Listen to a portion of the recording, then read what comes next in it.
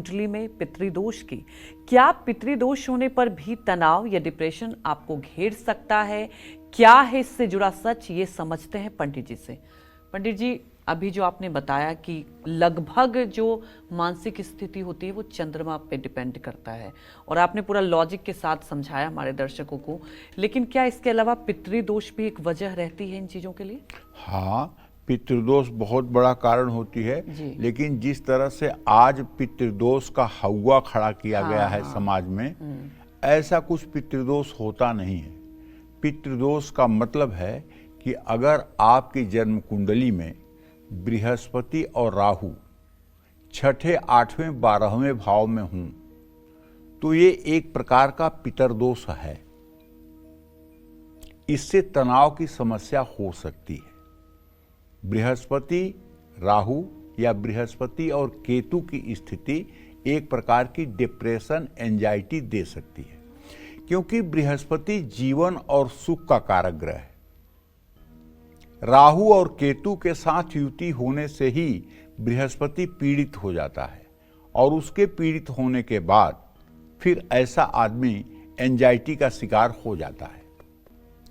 ऐसे में अगर आपकी जन्म कुंडली में बृहस्पति राहु या बृहस्पति केतु की स्थिति है, तो आपको किसी धर्मस्थान में, जैसे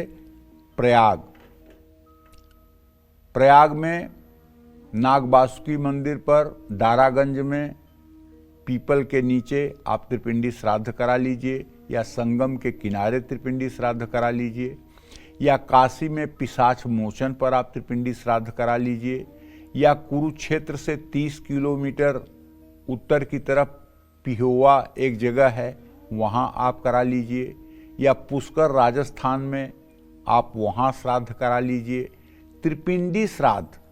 और यदि आपके परिवार में किसी की अकाल मृत्यु हुई है तो उसके लिए नारायण बलि, ये 2 कर्म करा लीजिए, और अपने घर में महामृत्युंजय का 1.25 लाख जप करवा करके हवन तर्पण मार्जन कर लीजिए। पितरदोष की शांति के लिए पितरों का पिंडदान भी कर दीजिए। श्राद्ध में हर रोज पितरों को जल और काले तिल अर्पित करिए। कुछ ग्रहों की दशाएं या अंतरदशा भी डिप्रेशन या तनाव का कारण बन सकती हैं।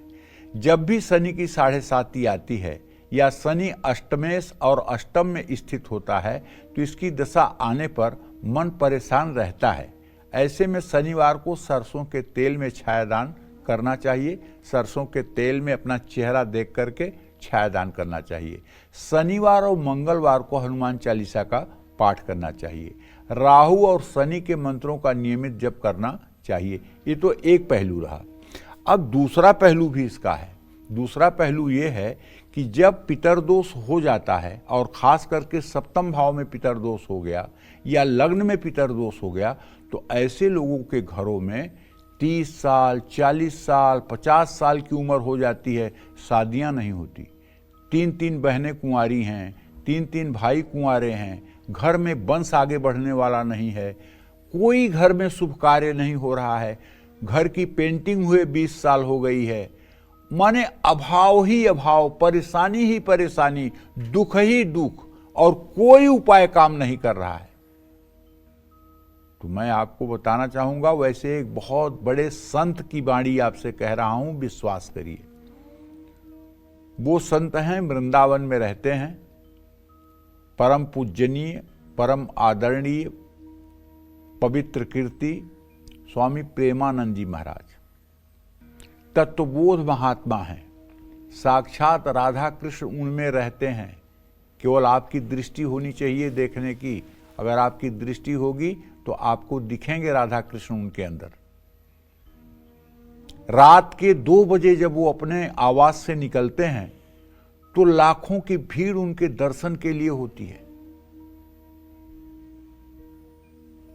अगर आप उनका कार्यक्रम देखें, उनकी बात सुने, तो आप अपने को बिना बदले नहीं रह पाएंगे।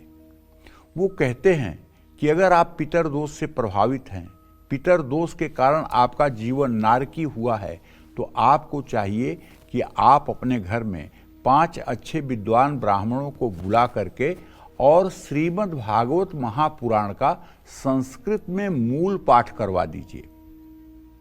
संस्कृत में अगर मूल पाठ हो जाए और हवन तर्पण मार्जन हो जाए तो पितरदोष से मुक्ति मिलती है और सब प्रकार के शुभ कर्म होने लगते हैं।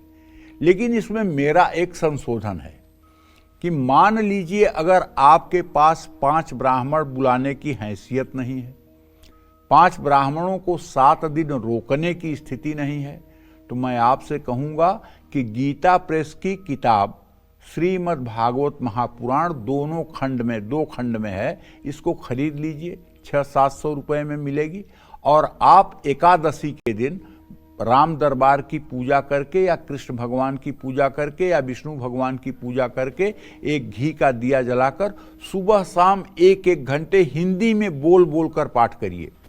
आप स्त्री हो या पुरुष, 1-1 घंटे बोल बोल कर पाठ करिए और इसको 30 दिन में पूरा भागवत समाप्त करिए। मेरा दावा है कि एक बार के ही हिंदी के पाठ में आपके घर से आधी मुसीबत समाप्त हो जाएगी।